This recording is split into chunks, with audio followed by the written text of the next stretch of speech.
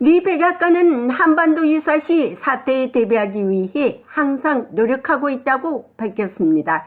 중동 분쟁에 있어서 한국의 역할에 대해 주권국가인 한국이 결정할 사안이라고 밝혔습니다. 백악관은 8일 한반도 비상상황 대비와 한국의 중동 개입은 전적으로 주권적 결정이라고 밝히면서 미국은 한반도 유사시에 대응할 만반의 대비태세를 갖추기 위해 노력하고 있다고 존 컬비 NSC 전략소통조정관이 밝혔습니다. 컬비 조정관은 8일 백악관 브리핑에서 미국의 외교 국방장관이 잇따라 한국을 방문하는 가운데 미국은 중동 분쟁에서 한국이 어떤 역할을 하기를 기대하느냐는 본 기자의 질문에 우리는 한국이 중동을 위해 특별히 무엇을 해달라고 요청하기 위해 그곳에 가는 것이 아니라고 말하면서 이는 한국 국민들이 선출한 지도부를 통해 내려야 할 결정이라고 컬비 조정관은 말했습니다. 미국이 우크라이나 전쟁과 하마스 이스라엘 전쟁에 집중하고 있는데 한반도의 만일의 사태에 대해 전략적 대응을 갖추고 있느냐는 질문에 대해서는 우리는 한반도와 영내의 비상 상황에 대비하기 위해 항상 노력하고 있다면서 특히 바이든 대통령은 모든 역량을 통해 준비태세를 확실히 갖추고 있다고 말했습니다. 또한 컬비 전략소통조정관은 우크라이나와 중동에서 분쟁이 지속되고 있는 현재 국제정세 속에서 다음 주 미국 샌프란시스코에서 열리는 아시아 태평양 경제협력체 APEC 정상회의가 그 어느 때보다 중요하다고 강조했습니다. Thank you, Carlin, and thank you, John. I have two questions. 감사합니다, 컬린. 감사합니다, 존. 두 가지 질문입니다. 블링컨 장관과 오스틴 국방장관이 방한을 하고 있습니다. 상대국 협력 인사들과 그리고 회담을 가질 것입니다. 중동 분쟁에서 한국이 어떤 역할을 하기를 미국은 기대하고 있습니까? 두 번째 질문입니다. 현재 미국은 우크라이나 전쟁과 중동 전쟁, 즉 이스라엘과 하마스 전쟁에 초점을 맞추고 있습니다. 미국은 한반도나 타이완에 비상사태가 발생할 경우 전략적 대응 계획을 갖고 있습니까?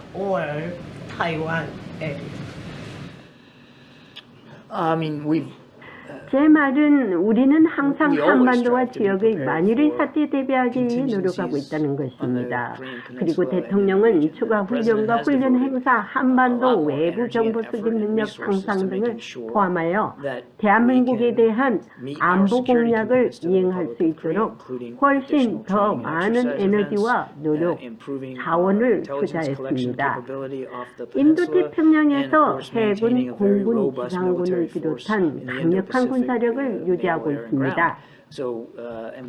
그래서 우리는 같은 단계에 있고 우리 국방장관과 외무장관이 곧 이곳에서 만나 동맹을 굳건히 유지하는 것을 여러분은 확인하게 될 것입니다. 그의 첫 번째 질문에 대해 저는 그것을 기억하고 사실 이번에 생각이 났어요. 우리는 그렇게 하지 않을 것입니다. 우리는 한국이 중동을 위해 특정한 조치를 취하라고 강요하지 않을 것입니다. 그것은 주권적 결정이고 그 분쟁에서 한국 국민의 역할에 대해 스스로 결정해야 합니다. 한국은 이 지역의 훌륭한 친구이자 파트너 동맹이었습니다. 알다시피 우크라이나가 독립을 위해 싸우는 동안 우크라이나에 지원을 했습니다. 다시 말해서 이는 한국 국민들이 선출한 지도부를 통해 내려야 할 결정입니다. 미국이 한반도 유사시에 대비 철저히 노력한 데 대해 특히 북한의 위협 때문이라 더욱 그러합니다. 미국은 현재 이스라엘 하마스 분쟁에 한국의 역할을 그다지 기대하지 않고 있는 것은 우크라이나와 다름을 볼 수 있습니다. 백악관에서 보이스 오브 워싱턴 제니박입니다.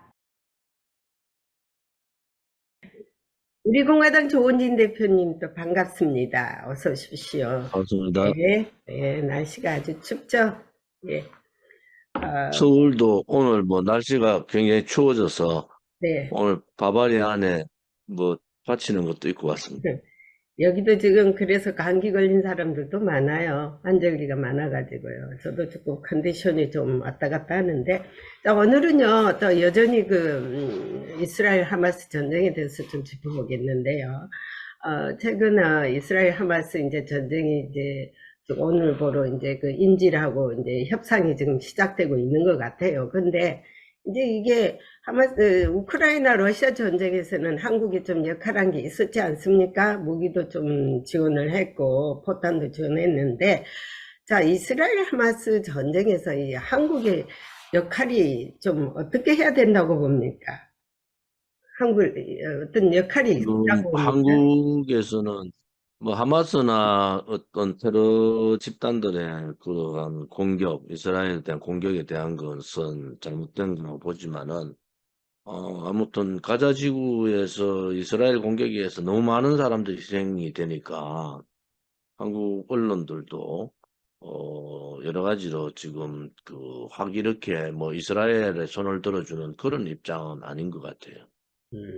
그래서 이제 여기도 마찬가지인데, 그 이제 잘 살펴봐야 되는 것이 뭐냐면은요. 일단 테러 집단인 하마스는 용서를 하면 안 되거든요. 그래서 이제 이스라엘도 절대 이 하마스한테는 관용이 없다라고 하거든요. 그런데 이제 문제는 이제 그 안에 섞여 있는 그 시민들이 팔레스타인이기 때문에 문제가 더 커진 것 같습니다. 그래서 이제 여기서 우리가 이제 입장을 잘 정리를 해야 되는데, 그 다음에 이제 지금 I think 오늘 한미 국방장관 회담이 있지 않습니까? 그래서 이제 이미 한미 외교장관 회의는 끝났고요. 그래서 이제 한미 국방 이렇게 이제 지금 연속으로다가 지금 회담을 하고 있는데, 여기서 또 왜 또 일본이 자꾸 끼어가지고 한미일 국방장관 회담으로 가고 있더라고요. 이것은 조금 어떤 때는 한미가 할 게 있고, 미일이 할 게 있고, 또 한미일이 할 게 있는데, 이것은 이번에는 한미 연례 국방장관 회담이란 말이에요. 이것에 또 숟가락을 또 얹고 있거든요. 일본이. 그래서 이제 앞으로 또 한미일 군사훈련도 하고, 뭐, 국방장관 회담을 한다는데, 이거 어떻게 보고 계십니까? 한미일 국방, 지금 그 전에 이제 한미 간의 핵 전략 정보 어떤 공유 부분에 대해서 워싱턴 선언을 통해서 했지 않습니까?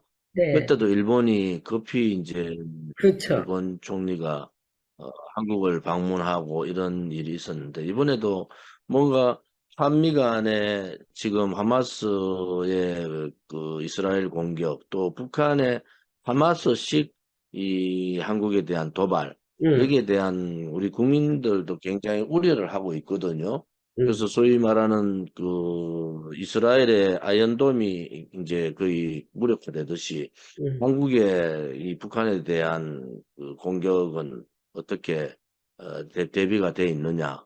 음. 또 우리 이제 북한 하마스의 공격보다 한 10배, 한 100배 정도의 더 위력을 갖고 있는 북한의 장사정포가 그렇죠. 있는데 뭐 1시간에 16,000발을 쏜다는 거 아닙니까? 그런 부분에 있어서 우리 안보에는 문제가 없는가? 이래서 윤 대통령도 오스틴 국방장관이 한미 국방장관 전례회의에 참석했을 때 오스틴 국방장관이나 그다음에 합참의장 이렇게 같이 관저에서 식사를 하고 이 하마스식 공격에 대해서 철저한 대비를 하겠다 이렇게 선언을 했거든요.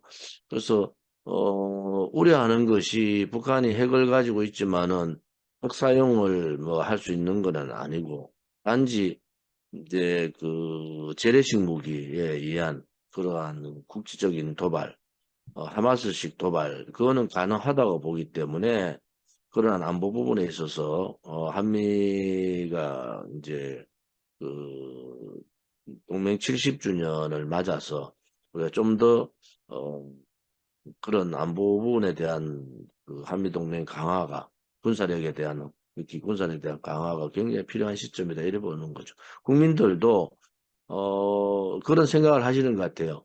하마스 같이 그런 식으로 대한민국 수도 서울을 그렇죠. 공격할 경우는 어떻게 할 거냐. 음. 그러한 우려에 대해서 국방부나 특히 한미 외교 국방 안보 부분에 있어서 철저한 대비가 필요하겠다 이런 생각을 갖고 있습니다. 그래서 지난 주말 제가 백악관에서 국가안보회의 전략소통조정관 브리핑에 제가 물었습니다. 이 앞에 이제 유튜브에 나가겠는데요. 지금 우크라이나 이스라엘 하마스 전쟁에 미국이 지금 집중하고 있는데 한반도에 컨텐전시 비상사태가 일어날 거고 어떻게 할 것이냐, 어떤 만반의 태세가 있느냐고 자기들은 만반의 준비를 철통 같은 준비를 하고 우리는 한국을 지키기 위해서 모든 노력을 다 기울이고 있다라고 하더라고요. 그것만 들어도 안심이더라고요, 일단은. 안심은 되는데, 문제는 이제 뭐, 한 놈의 도덕을, 열 순사가 못 지킨다는 그런 얘기들이 있잖아요. 그런 식으로 이 방어하기가 굉장히 힘듭니다. 어디에 그렇죠. 어떤 식으로 어떻게 공격을 할지 모르기 때문에 그러한 부분에 있어서는 미리 이제 그러한 공격의 징후를 미리 이제 알아내는 그러한 정보가 필요한데 지금 뭐 문재인 정권 들어가지고 그 휴민트 국정원 장악하면서 휴민트가 다 무너져 그렇죠. 버렸잖아요. 예. 그러니까 이 정보라는 게 한계가 있는 거. 이번에 그 이스라엘에서 봤듯이 이스라엘도 하마스가 공격한다는 그 내용들을 몰랐을 뿐만 아니라 정보의 그 오류와 부재가 있었을 뿐만 아니라 공격에 대해서 제대로 대응을 못 하잖아요. 그렇죠. 한국도 그렇지 않다고 어떻게 장담할 수 있겠어요? 지난 문재인 정권 때 좌파들이 완전히 대북 관련된 그 안보 정보 기능을 완전히 무력화시켜 버렸는데 그런 입장에서는 윤석열 정부가 한미 군사 훈련 또 한미 국방장관 회의 혹은 한미 간의 안보 부분에 있어서 정보 교환이나 이런 부분에서 철저하게 하는 것이 맞다. 그것은 잘하고 있다. 이렇게 보는 거죠. 이제 하마스가 그렇게 갑자기 기습 공격을 해오는 것도 모사드가 일단 조금은 알았습니다. 알았는데 무시해버린 거예요. 그러니까 이제 일대는 이래야죠. 정보든 첩보든 그것이 소문이든 무시하더라도 일단은 왓츠아웃을 해야 되거든요. 일단은 접수를 해놓고 왓츠아웃 하면서 이거는 뭐 가짜구나 걸려야 되는데 저건 맨날 그러니까 예를 들어서 하마스가 매일 연습을 하니까 쟤들은 또 연습이야 그래야 될 거 아닙니까? 그러니까 연습을 하다가 공격에 기습 침략을 하면 그 끝이에요. 그러니까 그것도 예의주시를 해야 된다는 것이 아닙니까? 꼭 그래서 이제 뭐 훈련이란 것이 꼭 때만 맞춰서 훈련하는 게 아니라 매일같이 해야지, 공부도 매일같이 해야지 이게 느는 것이지, 공부 시험 칠 때 며칠 전에 딱 한다고 해서 느는 게 아니지 않습니까? 그죠? 그러니까 이제 이 하마스가 이스라엘을 공격하는 그런 상황에서 많은 사람들이 이제 희생을 당하고 그런 데 그렇죠. 대해서는 마음이 많이 아프지만은 한편으로 한국의 안보에 응. 대해서는 경종을 울렸다. 그 철저한 이스라엘 정보 기관이나 모사드나 그렇죠. 그다음에 아이언돔이나 이스라엘이 그렇게 많은 준비를 했는데 뚫리는데 한국은 지난 좌파 정권 때 완전히 정보도 그렇고 군사 훈련도 못하고 무력화시켰잖아요. 9.19 군사 합의로 완전히 대응할 수 있는 시스템을 무력화시켜서 이제 저는 사실 굉장히 우려가 되는 겁니다. 말로는 한미 간에 저렇게 얘기하지만은 그렇죠. 공격을 하겠다는 북한은 수만 가지의 방법을 가지고 뭐 해상도 있고 바다도 있고 육로 침투도 있고 섬에 대한 공격도 있고 뭐 수만 가지의 방법이 있잖아요. 또 하나는 뭐 행거라이드나 드론 공격도 있고 그 수만 가지의 방법을 어떻게 다 방어할 쪽에서 할 수 있느냐. 그렇지만은 그런 공격을 했을 때 우리가 정보를 미리 인식하고 미리 공유를 했을 때는 그 초토화시키면 되잖아요. 공격 지점을. Right. 그래서 그런 부분에 있어서 Right. 우리가 좀 더 이 안보 국방 부분은 추후에 흔들림이 없어야 된다 이래 보는 거죠. 이거 전략가들도 그런 말을 하더라고요. 문제는 미국은 물살 틈 없는 안보 동맹으로 철통까지 지킨다 하지만 문제는 내부 적 때문에 큰일이라는 거예요. 내부의 수많은 적들, 이거를 어떻게 감당한다는 겁니까?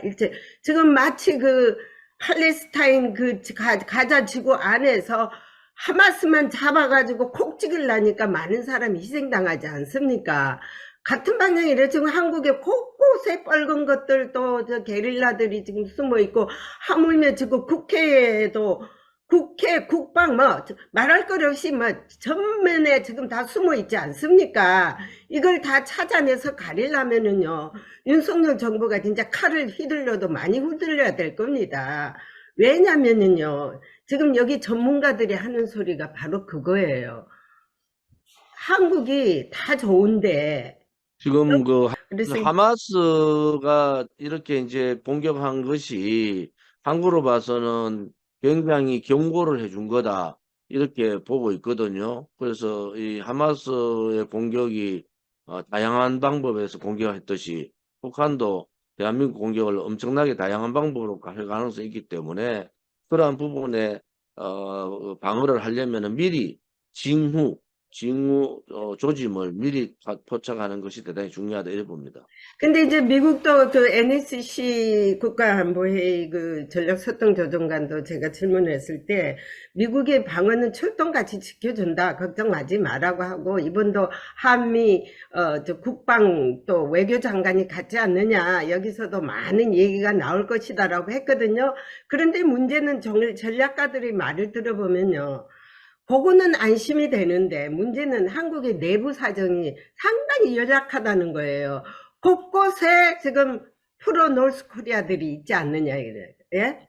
자, 프로 노스 코리아 플러스 빨간 색깔 좌빨도 극좌파들이 있지 않습니까? 그런 사람들 때문에 이게 상당히 어려울 거라는 거예요. 작전에 들어가더라도.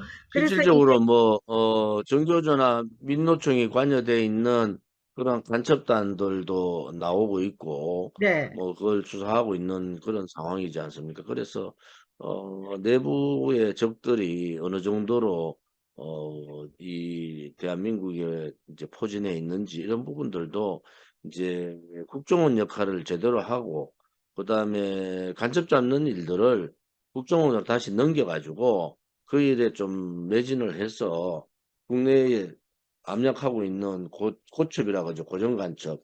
이런 고정간첩이나 또 뭐 여러 가지 공공기관이나 공기업 혹은 그런데 투입되어 있는 그러한 간첩이 있으면은 철저하게 잡아내는 그러한 첩보 정보 역할을 해야 되겠죠. 어제도 유튜브 보니까요, 국방부의 삼성 장군이 간첩질을 했다는 게 나오더라고요.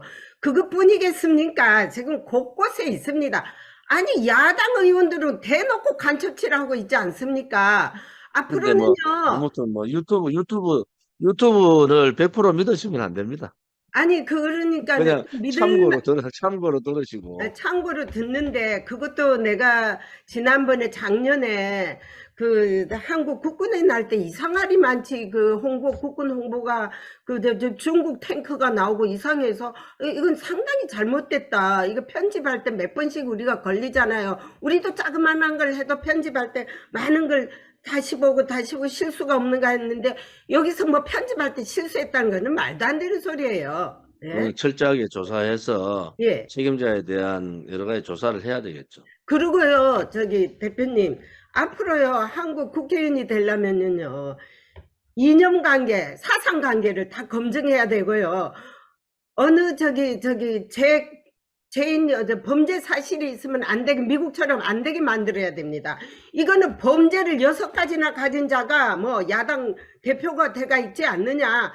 이런 사람이 무슨 나라를 그 국정을 운영해 나갈 수 있습니까? 내가 열받지 않을 수가 없네요.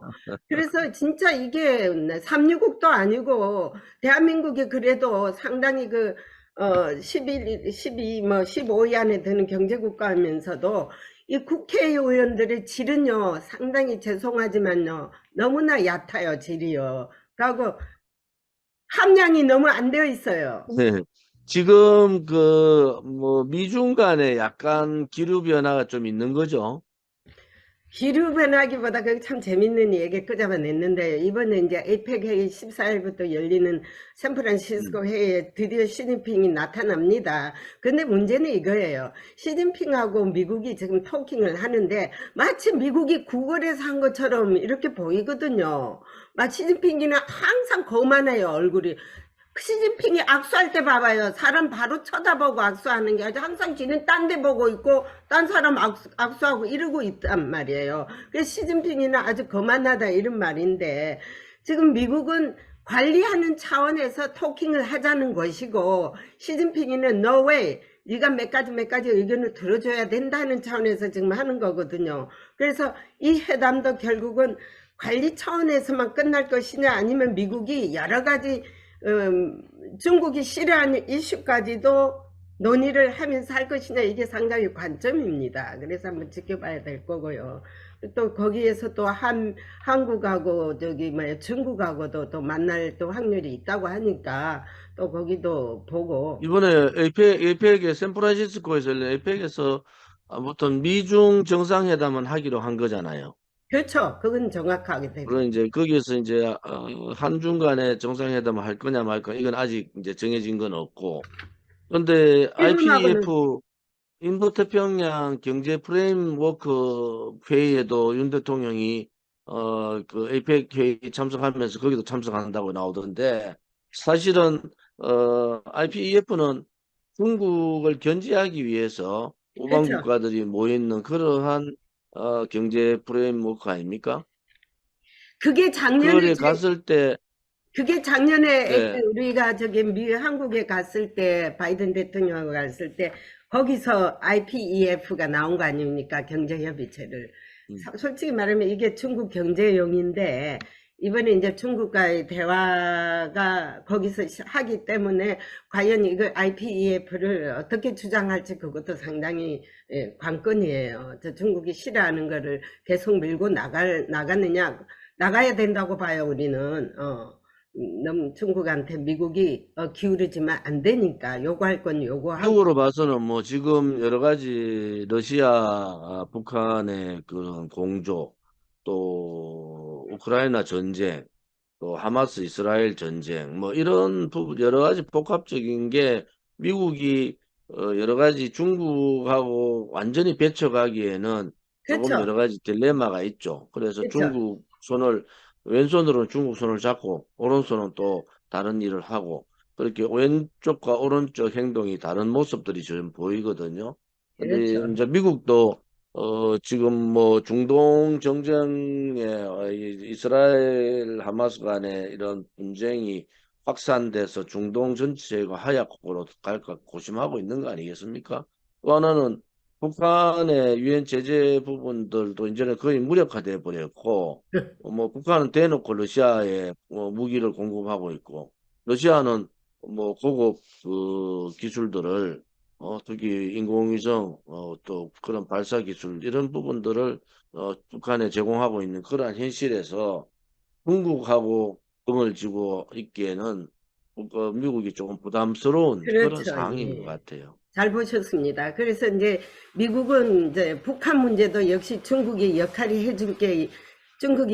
있지 않느냐 하고 항상 말하는 게 있기 때문에, 중국은 지금 유엔에서도 거부권을 거의 하고 있지 않습니까? 북한 제재 문제도 거부권하고, 러시아도 마찬가지로. 그러니까는 이제 중국한테 니가 왜 역할을 안 하느냐 하는 게 미국이 상당히 중국에 프레시를 주고. 한국에서는 이번에 그 미중 에이펙에서 미중 정상회담에 대해서 굉장히 민감하게 보고 있습니다. 왜냐 그러면은 지금 북한의 이 하마스식 공격, 북한 핵 문제, 또 북한을 제재 못하고 있는 북한에 대한 중국의 지원, 그렇죠. 뭐 이런 부분들을 예의주시하고, 두 번째는 이제 공급망을 비롯한 반도체 이런 관련되는 중국의 경제 제재를 어느 선까지 해제할 거냐 하는 부분들은 우리나라 이제 기업들한테는 굉장히 예민한 문제거든요.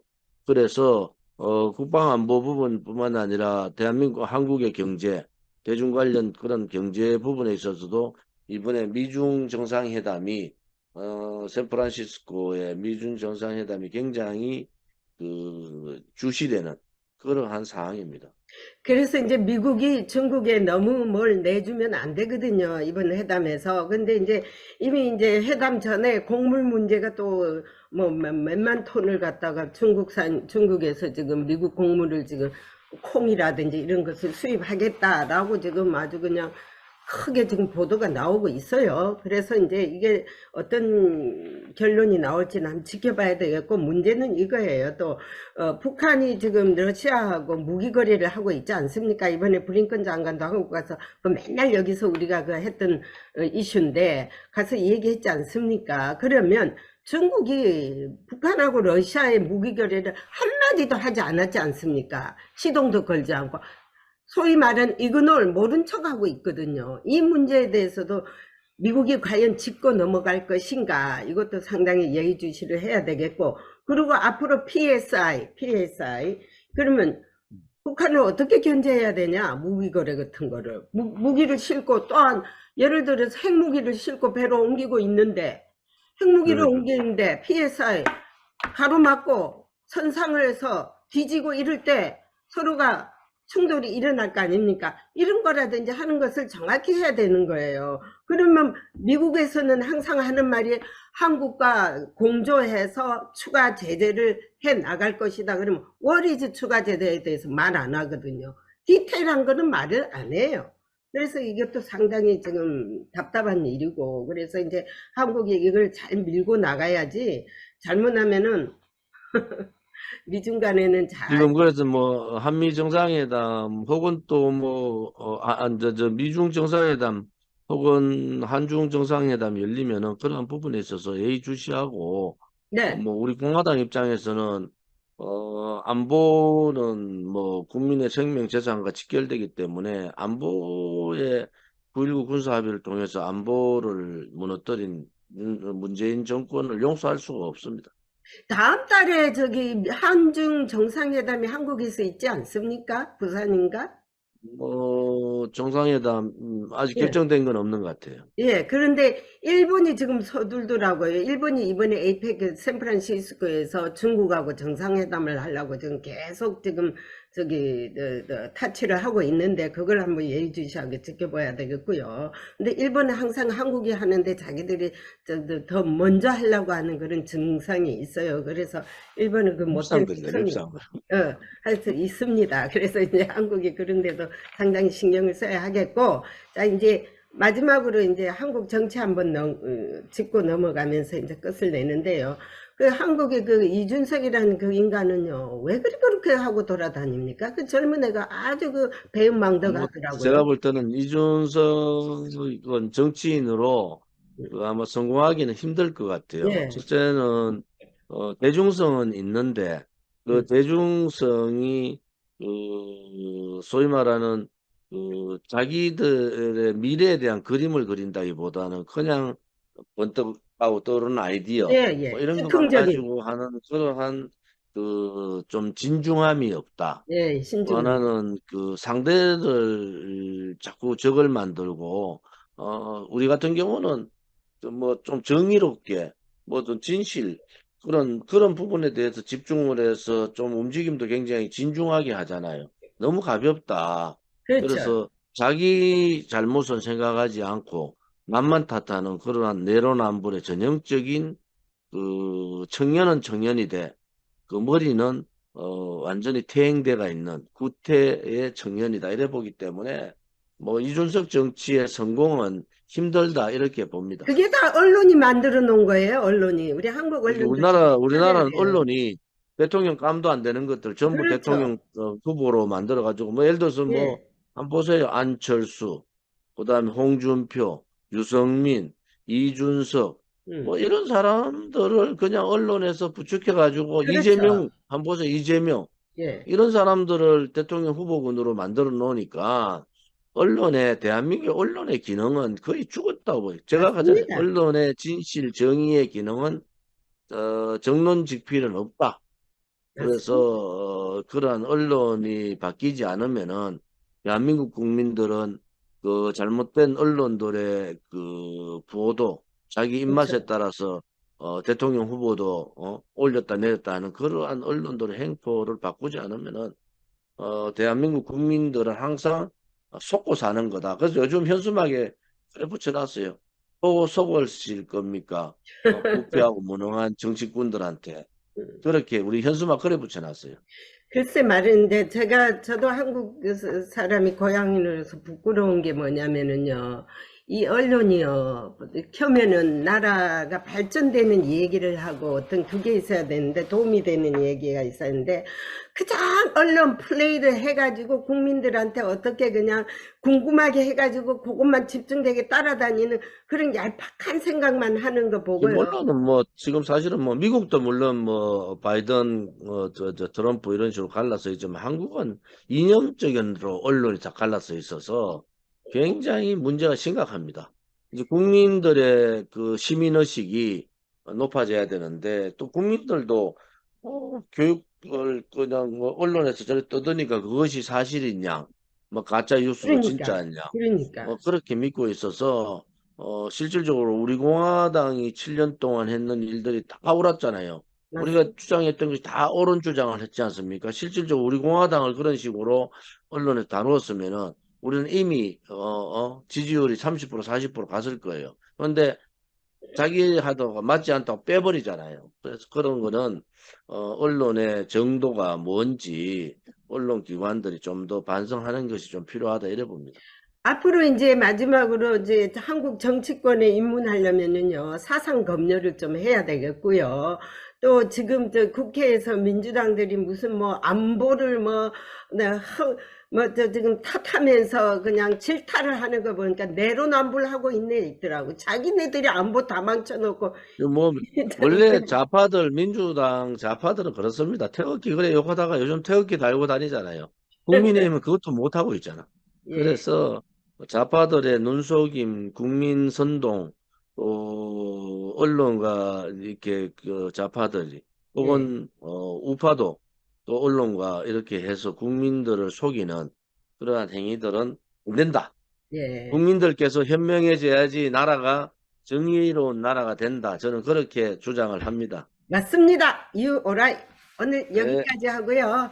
또 추운 날씨에 건강 조심하시고 안녕히 계세요. 네. 감기 예. 빨리 나으십시오. 예. 고맙습니다.